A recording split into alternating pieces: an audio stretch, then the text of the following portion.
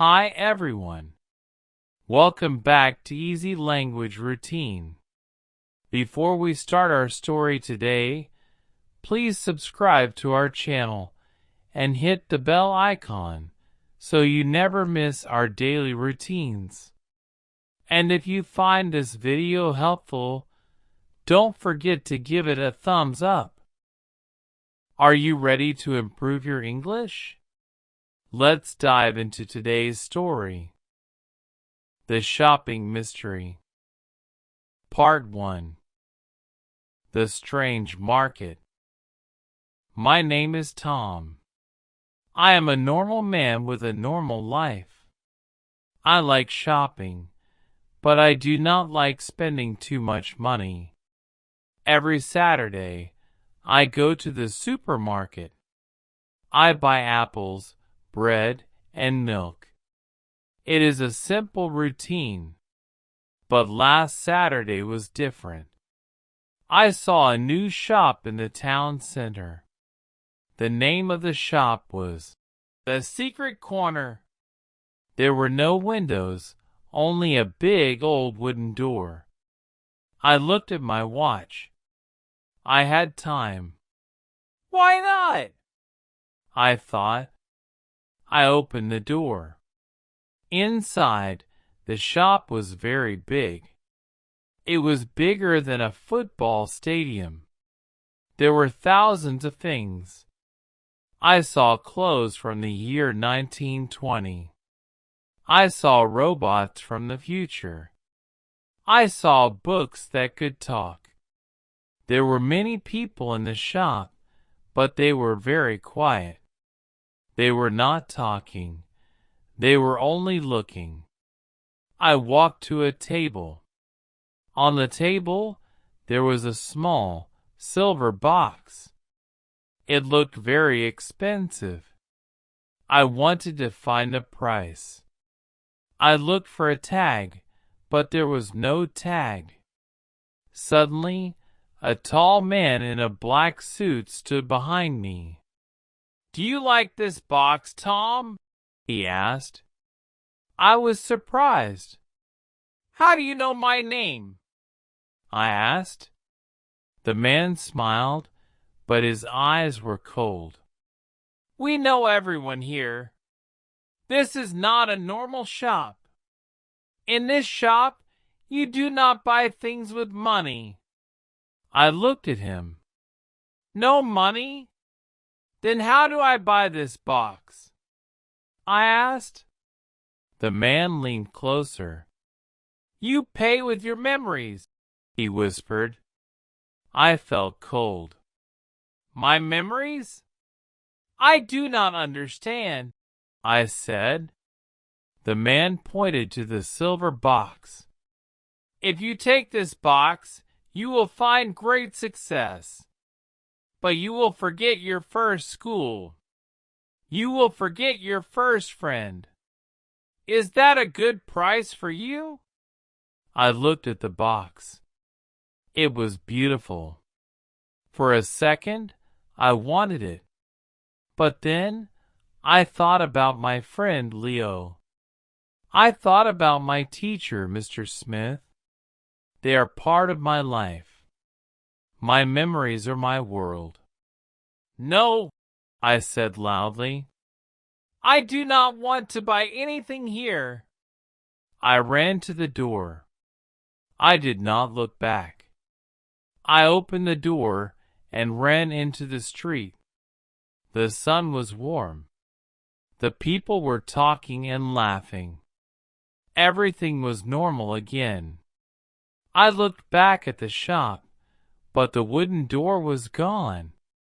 There was only a brick wall. I went home. I sat on my sofa.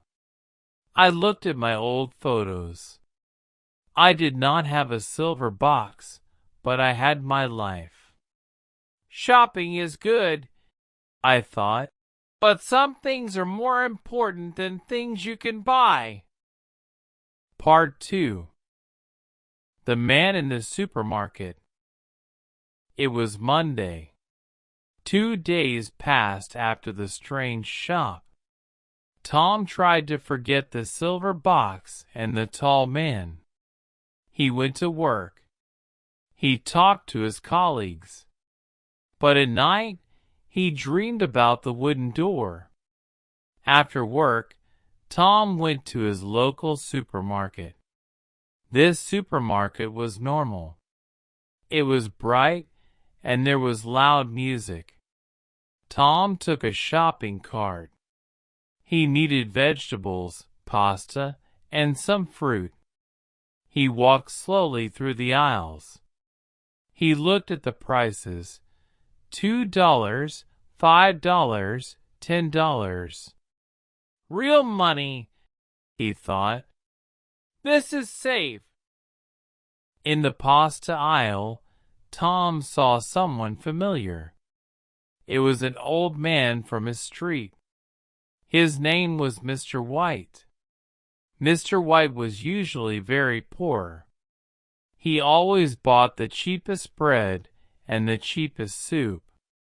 But today, his cart was full of expensive things. He had steak, foreign chocolates, and 3 bottles of very expensive juice. "Hello, Mr. White," Tom said. "You have a lot of nice things today. Is it your birthday?" Mr. White turned around. His face was pale, and his hands were shaking. "Oh, hello, Tom," Mr. White whispered. "No, it is not my birthday.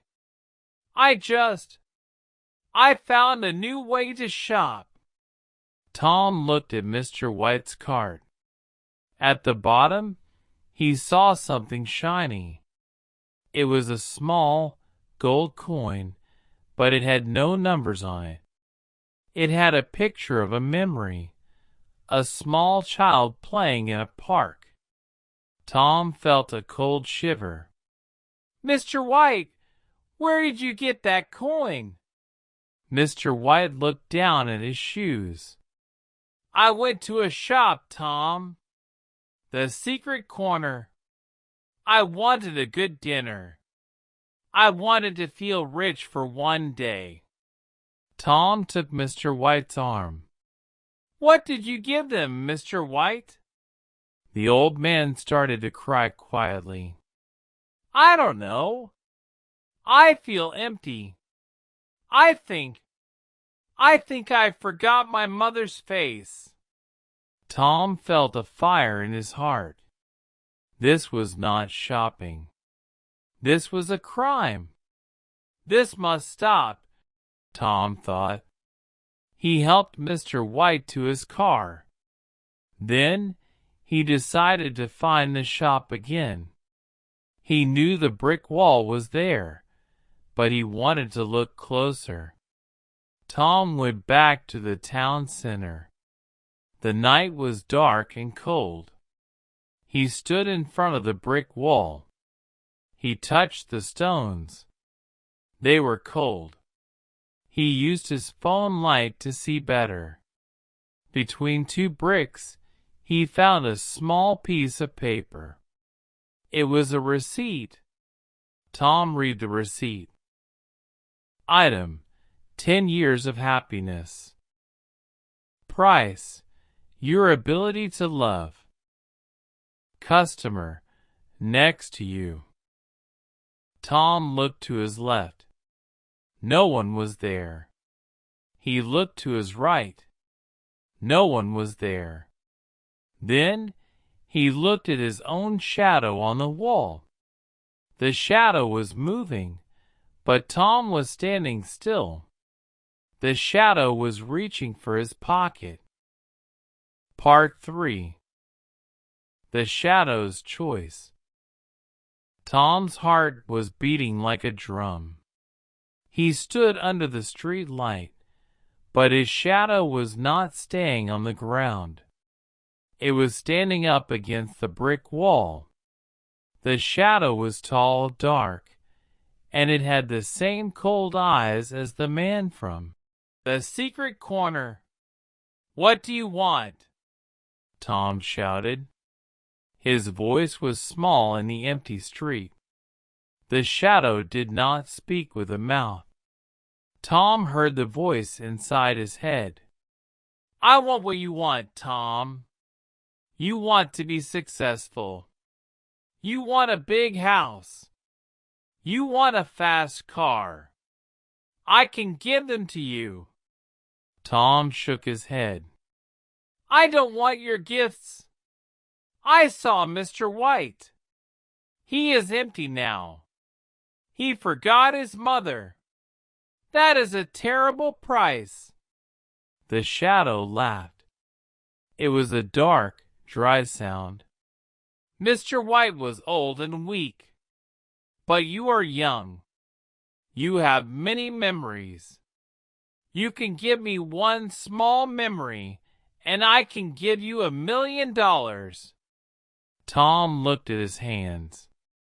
Only one memory? He asked. The shadow moved closer. Yes, only one. Give me the memory of your first bicycle. It is a small thing, right?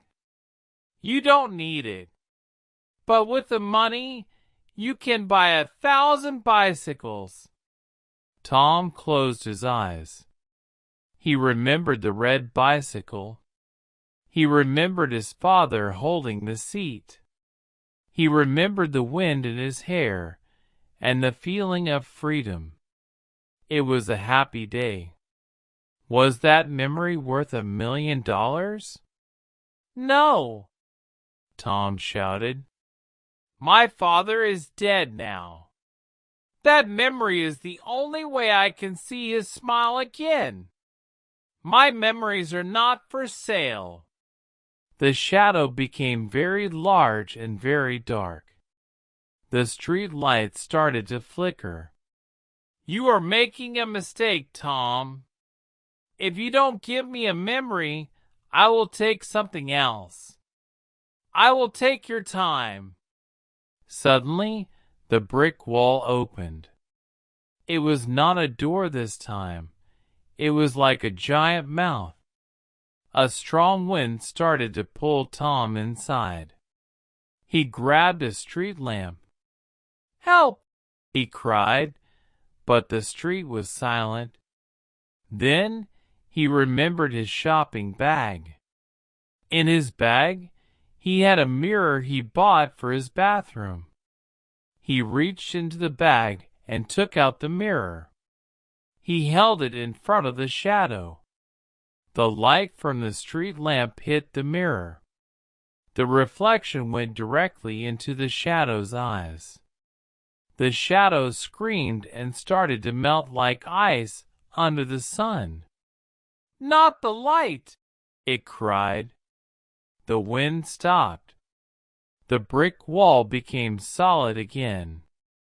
Tom fell to the ground. He was breathing hard. He looked at the floor. His shadow was back on the ground, exactly where it should be. Tom stood up and walked away. He didn't go to the town center again. He went to a small park and sat on a bench. He didn't have $1 million, but he remembered his red bicycle. He remembered his father's smile. And for Tom, that was the best shopping he ever did.